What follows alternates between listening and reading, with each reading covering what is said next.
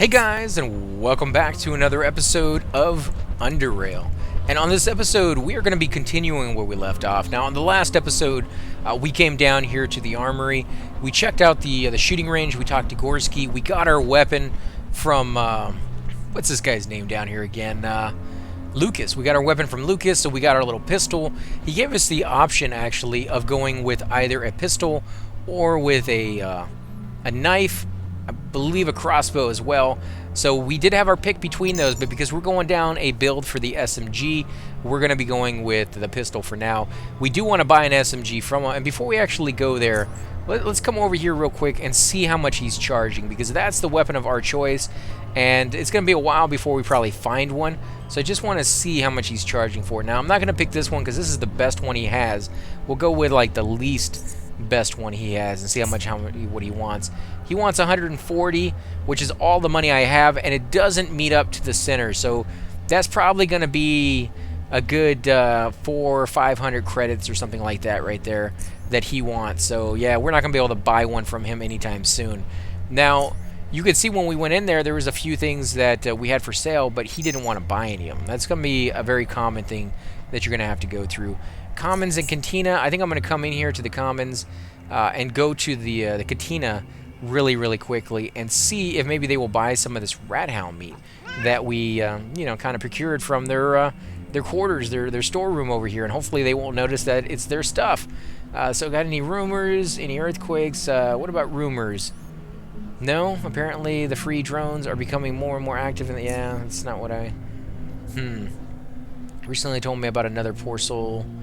Yeah, that's they won't sell anything to me apparently, so we'll have to go find somebody else. And we'll go through each and every one of the floors. Like I said before, guys, we've already done the armory. I don't think we've done administration and library, so let's go ahead and check that place out. Again, this is not somewhere I've been more than just like a handful of times because it's really not used for a whole lot. So let's see, what do we got down here? We got showers. Okay, yeah, we got the showers. I thought we looked at this before, didn't we? I think we did. No, we don't want to test that. We should not have done that in front of that guy. If you're having trouble finding some info, best speak with Vera. Okay, well, we'll definitely go talk to her. These rooms are locked, and I don't believe we can open them. No, we need hacking of 10, which we definitely could do if this guy wasn't standing here watching us. You know, he's going to see us hack it, and we don't even have the hacking tool just yet. We need to find one of those, and then we need to find power to actually power that thing. So let's see, we got a lot of shelves in here, which we cannot even look inside to see what they have. And then, of course, we have Vera Hale down here. So let's go ahead and talk to her and see what she has in store for us. You meet Vera Hale previously during our testing period, or during your testing period. She is one of the counselors here at the Southgate Station. Good to see you found your way to my office. How do you like your new home so far? It's pretty good. I could see myself staying here for a long time. It's been fine so far. People keep sending me to do solo dungeon missions. It's derailed. I guess derailed means like deranged, or it's crazy or something like that. It makes sense. You're in an Underrail. Derailed would be like the worst thing that can happen, and I guess that's where it came from. I didn't really put it two and two together until she used it as well. I thought maybe it was like a typo, or he did it just because it was like a weird, one-off or something like that. But now that might be a term they're going to be using quite a bit here in the game. So that's kind of cool. I like it. It has its own little lingo to it that you have to get accustomed to, which is kind of a cool thing for a video game. So let's see. It's pretty good. People keep sending me on solo dungeon missions. It's maybe we'll go with this one because it's kind of like, yeah. I've never done this one, so let's see it. They must have faith in your abilities. Considering you're still alive, I guess their trust was not misplaced. We actually haven't been on any missions yet, so I don't know what he's talking about. But so anyways, how can I help you? What can you tell me about Core City? Can you tell me a bit about the United Stations? I want to learn about the Protectorate. So these are all really good questions. This is going to lead us into a long conversation with us. But we're going to go through each and every one of them and find out a little bit about the area and the storyline of where we're at. Highly suggest you guys, anytime you see options like this, go through them. They took the time to write it, and it's going to help you out. It's going to help you understand the world that you're in. Now, I know some people don't like to do it. They just stick with the main missions and go through the game. But for me, this is where the pure enjoyment of games is like the whole immersion into the story. So let's go with that. I want to learn more about the Protectorate. The Underrail Protectorate is a military organization that protects the United States from external and internal threats. It predates the Union itself and has also played a crucial role in its creation. The Protectorate is under the command of General Melek, who is widely considered to be the most powerful man in the Underrail. He holds a special place on the United States Council of Five, and some also believe him to be the de facto ruler of it. What can you tell me about Core City? What can you tell me about the United States? Let's go with that one since she's kind of mentioned the United States anyways. Certainly, United States, also called Union by some, is a confederacy of stations in North and Central Underrail. It's an attempt to unify the entirety of the Underrail so that we could all work together towards a better future for the human race. Similar to our station, the Union is ruled by a Council of Five. Most stations of the Union have some degree of autonomy as well. The United States are constantly expanding, and while no station here in the South are yet to become part of it, something like that will surely happen in the near future. Are those plans for the SGS to join the United States at some point? Our citizens and our counselors are divided on that matter. We currently have good trading relations with the Union, and I personally think it would be a good idea to move among the first to join it here in the South. We are arguably the most powerful faction in these parts, so we could position ourselves advantageously in the organization and also retain a high degree of independence. This would also ensure we avoid any potential military conflicts in the future should the Protectorate decide to move against some of the less civilized communities in the neighborhood. But as I said, not everyone agrees with me here. You must understand that many of our current citizens come from organizations that have, for various reasons, been Protectorate targets in the past, so they are not very keen on being buddies with their old enemies. I can understand that. But let me ask you, what is your opinion on the matter? Would you like to see your station become a member of the United States? Yeah, I think it's a good idea. Humanity is certainly better off united. I'm not sure. I'm reserving judgment until I learn more about this.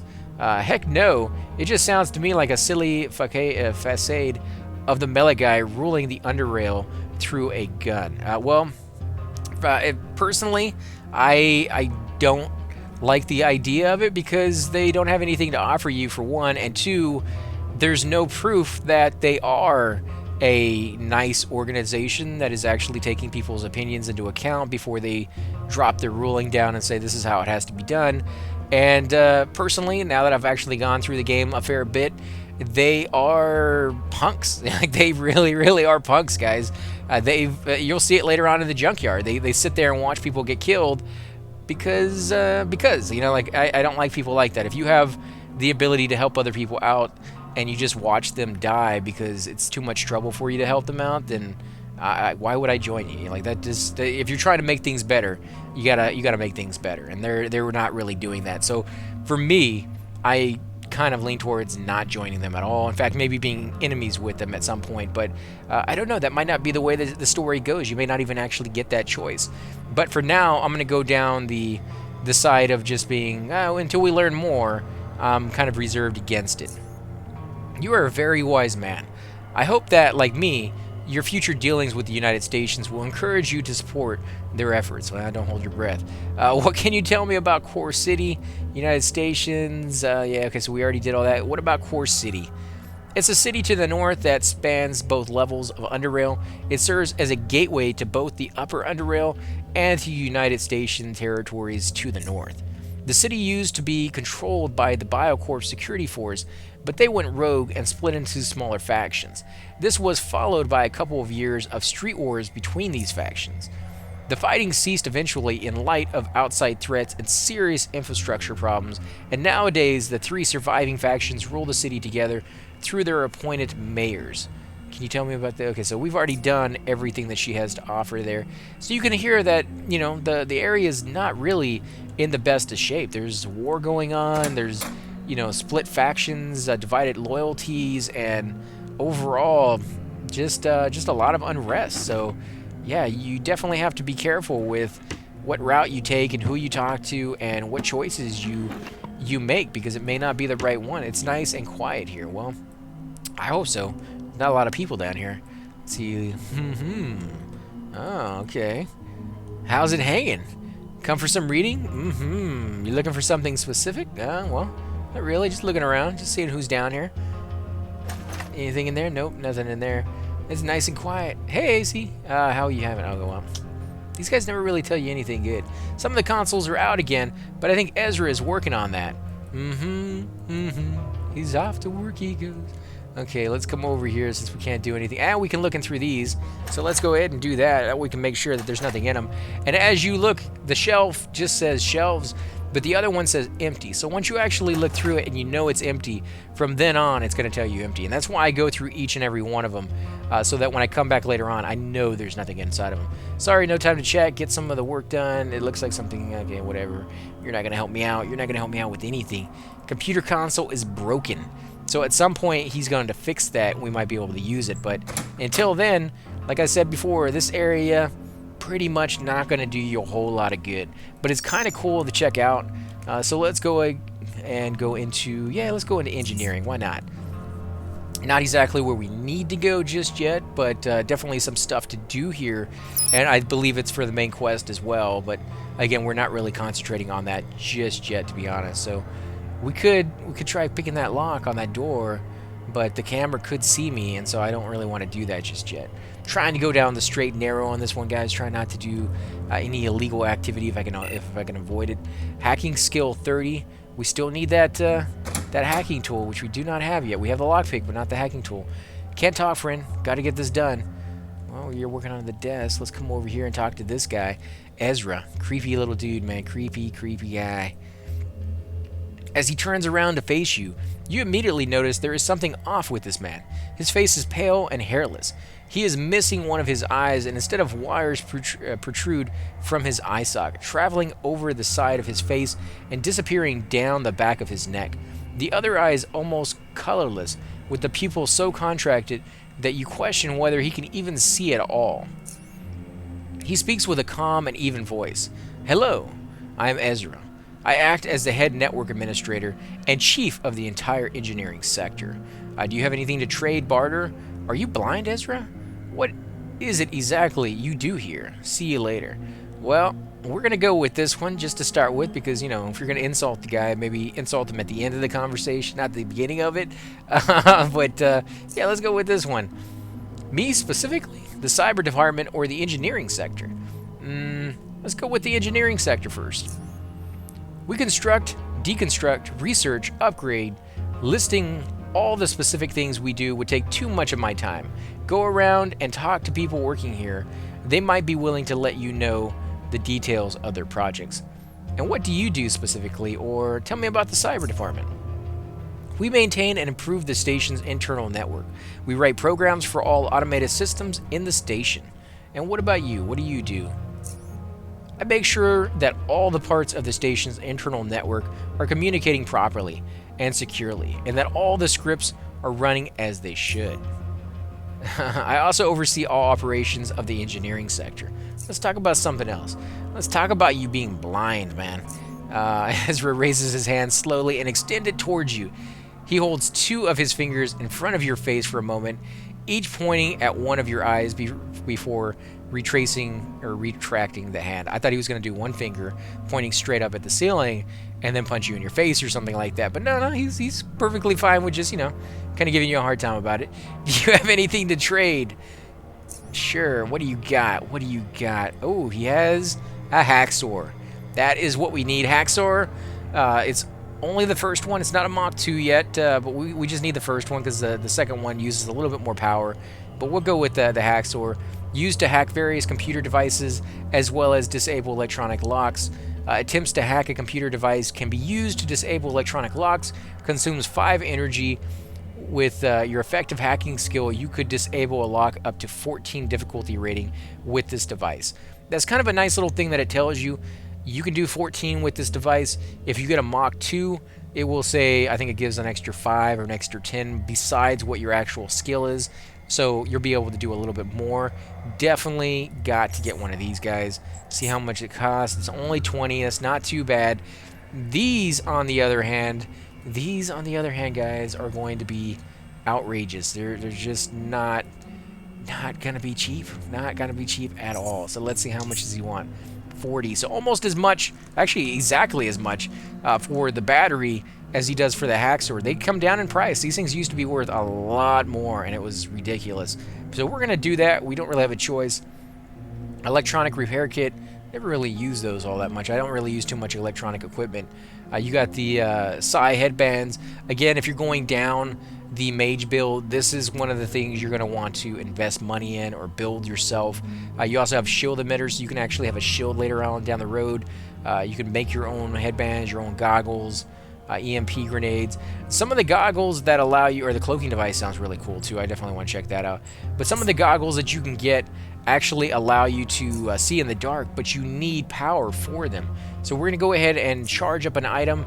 It's going to be the hacksaw. You just click on it, right click on it, say charge up, and then drag it over here, and it charges up the hacksaw for you. 30 out of 30, which is exactly what we need. Let's come over here, see, is there anybody we can talk to? Wayne, is your keycard working all right? I had to recode your door's lock. If I run the script, I'll make all the security bots spin around and play techno music. We used to be able to take direct control over the auto turns, but Tanner revoked that for safety reasons. Yes? Talk to Ezra if you need something important. If you like to watch the arena, me and a couple guys meet to watch it together. Is your keycard working? That would be kind of cool to watch the arena if he does that. Now, this guy will give you a alternative line of conversation, which will actually give you some sort of a, I don't want to call it a quest, but it is kind of a little mission, little side mission kind of thing to go along with the storyline if you've already unlocked your psionic ability. But I'm not going down that path, so he's not giving it to me, which is fine, because that's, you know, it's kind of unique to that class. But anybody can do it as long as you have your thing unlocked. You don't have to be, you know, proficient at it or anything like that, but it is something to be aware of, because you're not seeing it on my Let's Play of this time around. You do see it on the last one if you want to go back and watch that one. Harold, of course, they could have taken it out of the game altogether now that I'm thinking about it, but I'm pretty sure it's probably still there. So let's talk to Harold. Howdy, you must be the new guy. Name's Harold. I'm in charge of this little workshop here. Nice to meet you, Harold. Name's AC. Well, I'm gonna say nice to meet you. Why not be nice about it? You're living here for a while. You should make some friends. So you're looking for something specific, or just looking around? Do you have any stuff to trade? Tanner tells me you know of a way to restore power to the outpost to the north. That's something we definitely have to ask him. So let's get that out of the way.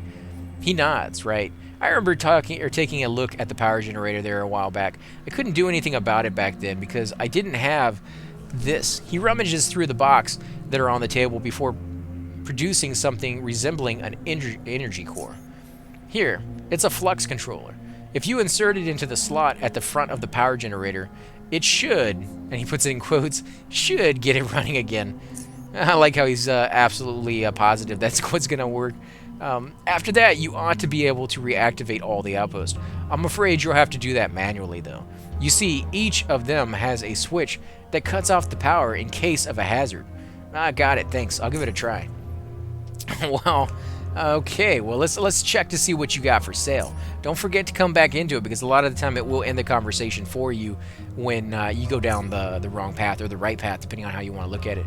Now, we do have an Omni tool, which is fantastic. We can open up vents. You used to have to buy one of those, and there they are right there if you have to. Let's see, how many lockpicks do I have? I don't have any lockpicks, actually. Okay, so we do need to get a few of those.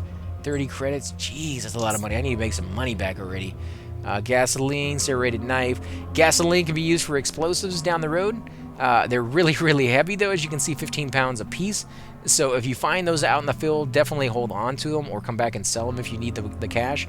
But you don't really want to hold on to them in your inventory. Take it back to your house or your room and put them inside one of those crates, because you don't want to be carrying that around with you. Believe me, guys, the weight really adds up in this game pretty quickly. You also got throwing knives, sledgehammers, repair kit.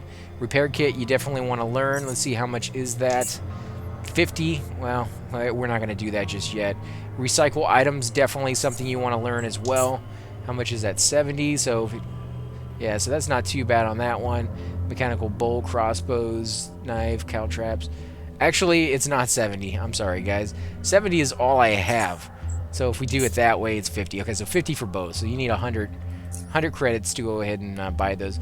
One thing that you need to be aware of, though, guys, if you come in there and you look at the prices, you'll see that it actually split the cash. So you just have to recombine it so it's in one little stack like that. It does the same thing with any of the other stuff. If you sell, or if you go in there to sell like half your bullets and not all your bullets, it will split it up into 2 stacks. It doesn't really cost you anything because you have infinite number of spaces in here. The thing you don't have infinite number of is your weight. So it's just kind of a, you know, when you look in there and you're like, oh, I only have 75 cash, and then you look at the bottom and you're like, you have 300 and something in a different stack. It's something you need to be aware of, that you might have actually more than you know. You've ever seen those power suits Protectorate's got? Gimme. If Gorath's watching that thing again, there are some bots with designed AI core slots, but those are extremely rare to find. I hope we'll acquire a few plasma sentry bots. Those are some major firepower. It's the end of the line for this little guy. Did you know that this particular model has a built-in taser? It was removed in the later models. I hope this energy core is intact. You ever seen that power suit? Yeah, okay, so he's going back through what he already said before. As far as, oh, and there's some scrap. Yeah, fabric scrap. We'll take that for sure. As far as them having tasers, I am absolutely, completely, and totally aware of that fact, and it sucks. Like, they will taser you again and again and again and again, guys. And we'll definitely take the scrap. That's something you can use to make repair kits down the road, so definitely grab them when you can. Ooh. Hey, man, you want to watch Arena? Sure. Where's it at? I don't see a TV down here. Dude, I'm watching the Arena. Dude, you give me the chance to watch your... we got all kinds of men-only thing going on in this corner here. All right, dude.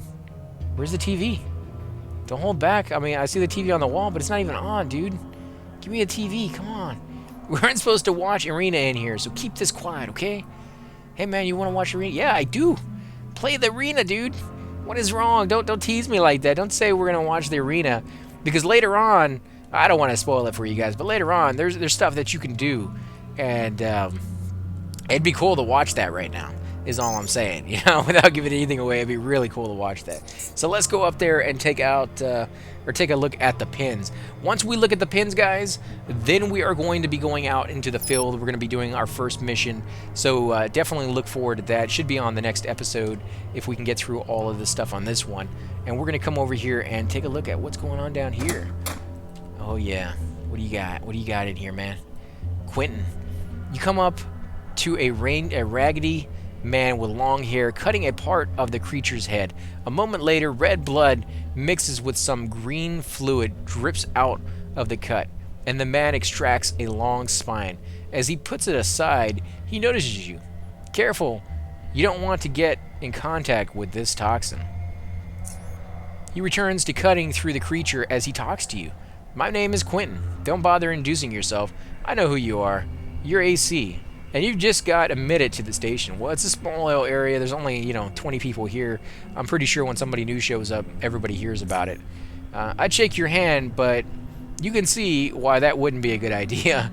Do you have anything to trade? What kind of creature is that? What are you doing exactly? What is in that room over there? Never mind. I'm going to say, the obvious one, which is, what are you doing? Like that would be the first thing you ask when you walk in and the dude's cutting some animal up on the table and there's blood going everywhere. I'm collecting its poison glands. We can use those to produce other chemicals or to coat crossbow bolts. So you can actually use it to paralyze or poison enemies and things of that sort down the road with your crossbow. But again, the crossbow, man, it's such a horrible weapon. I don't really like it that much. But I'm sure somebody out there is like, no, it's a good weapon if you do it right.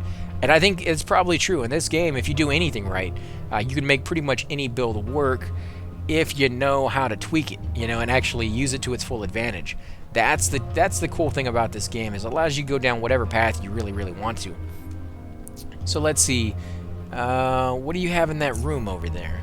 We're growing mushrooms of different kinds there. Of course, most notably, the mind shrooms. They are one of the most potent and certainly one of the safest psionic catalysts. The largely popular psi boosters are made from mind shrooms, in case you didn't know. Now these mind shrooms, you can get a skill that when you pick these things up, you automatically get full power. These are the shrooms, the little things that you need to get to make the psi boosters in the first place. But again, they used to be really valuable. Like, you really needed a lot of them because you always went through your power, and it was the only way to refill your power. You couldn't go to sleep, you couldn't go back to the doctor. When you used your power, the only way to get a refill at all was to use these things. So it's not like your health where you could always go back and get a heal real quick. So these things were really valuable. Now your power regenerates naturally, not so much, but they still do sell to the vendor for quite a bit of money. So if you see them, go ahead and pick them up. But just be aware, they may not be alone. They do kind of attract company of a certain type of creature, which we're going to get into later on. I don't want to spoil too much of there either. So let's see, what kind of creature is that? It is a burrower. It's one nasty creature that digs around, laying eggs all over the place. They are more numerous deeper underground, but you can still find a few roaming the lower Underrail and the surrounding caves. If you meet one, be careful. It will spit thick, hard spines at you that coat you in poison. To be honest, guys, the burrowers are pretty bad, but they're not the nastiest thing out there. We will see some pretty nasty creatures, and it's kind of cool. So let's see, what are you doing exactly? We already done that. Let's see, what do you have for trade? He stops working, sets the knife aside, and carefully removes his glove. Of course. Let's see, what do you got? You got some repair kits for patching kits, the psi boosters, of course, morphine shots, antidote, pretty much everything you would normally find. Of course, rat hound leather, because he's in here, cutting them up into little pieces and stuff like that. You'll see, if you look at it, the quality is a certain amount and the tailoring is a certain amount. They kind of go hand in hand with each other. The lower the quality, the lower the tailoring you need to actually make something out of it. But remember, the lower the quality, the lower the stats on the item you make. Of course, you could always put skill points into it to get better quality out than what you're actually using, and that's talent and not really worth it in my opinion, at least not at these low levels. Maybe at higher levels if you're going to go down that route, but definitely something to consider right there, guys. There's one for 12, 13, and of course you will find these all over the place when you start killing the rat hounds. Remember, 3.5 pounds a piece does add up. After you have 10 or 15 of those from running around, you're going to want to come back and either make stuff out of it or sell it. There you go, liquid nitrogen. Never really used that. That might be a new component because I don't remember ever seeing that in the game, or at least not that symbol. Like that, they may have just revamped the way it looked because that's kind of cool looking. Let's see, what kind of blueprints? Psi boosters, processed plant, or fungus. Again, this is something you definitely need if you're going to be going down this route, and you can make a fair bit of money from processing the plants and fungus, making it into a poison, and then selling it to this guy. Because the base ingredient will sell for a little bit of money if he will even buy it. Well, this guy doesn't seem like he wants that kind of thing. He tells you right here at the very top what he wants. 5 raw leather, 6 organs, 2 blueprints, and 4 medicines of any kind of medicines. That's what he wants right now. You come back to him in an hour, 2 hours, and he'll want different stuff. So just keep that in mind as well. Gas grenades, that could be very cool. Extract humor. This again is something you're definitely going to need. It's the same thing as the processing plant. It just processes a different type of item that you get off of the creatures and stuff like that. So definitely go ahead and buy that if you have the money. And chemical bolt. And that's all he has right there, guys. I think what we're going to go ahead and do is end the episode here. On the next episode, we will finish exploring the pins, which shouldn't take that much longer, maybe another 5-10 minutes at most, if even that. And then we're going to go outside and we're going to get started on the mission, because that is what we need to do to start leveling up and start exploring our surroundings now that we have a good understanding of what's in the base and where things are, and what people are doing. We picked up all the quests that we can possibly pick up. So okay, guys, thanks for watching, and we will catch you all next time. Hey guys, and welcome to the disembodied voice of AC Gamer. We are definitely going to be doing a lot more series in the future, but here are a few of them that you guys might find interesting. Of course, you're more than welcome to check them out. I would love to hear your comments. Again, if you do enjoy these videos, be sure to hit that like button, subscribe. It's definitely the indicator that I use to tell if you guys want to see more videos like that. of that particular game style, of that series in the long run. So when you guys leave comments down, it helps me decide whether we should keep doing it, as well as whether you want to see games like that in the future.